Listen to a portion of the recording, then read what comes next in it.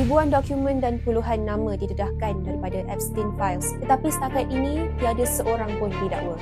Jeffrey Epstein ialah seorang bilioner Amerika yang didakwa mengendalikan rangkaian eksploitasi seksual melibatkan gadis bawah umur. Pada 2008, dia hanya dihukum ringan, tetapi pada 2019, Epstein ditahan semula atas pertuduhan persekutuan sebelum ditemui mati di penjara. Epstein Files atau File Epstein merujuk kepada ribuan dokumen siasatan termasuk laporan FBI, rekod kewangan, gambar, log komunikasi dan kenyataan saksi. Pada November 2025, Kongres Amerika meluluskan undang-undang khas untuk memaksa fail-fail ini didedahkan kepada umum. Bermula Disember 2025, Jabatan Kehakiman Amerika mula menyiarkan fail-fail tersebut secara berperingkat. Namun, kebanyakan dokumen didedahkan dengan redaksi besar, nama, lokasi dan perincian penting dipadam. Kerajaan mengatakan ia adalah untuk melindungi mangsa, namun pengkritik pula mendakwa kebenaran masih disorotkan. Antara yang didedahkan ialah gambar dalaman rumah Epstein, senarai aset dan bahan peribadi yang menimbulkan persoalan. Rakan rapat Epstein, Ghislaine Maxwell, telah pun disabit bersalah dan kini menjalani hukuman penjara.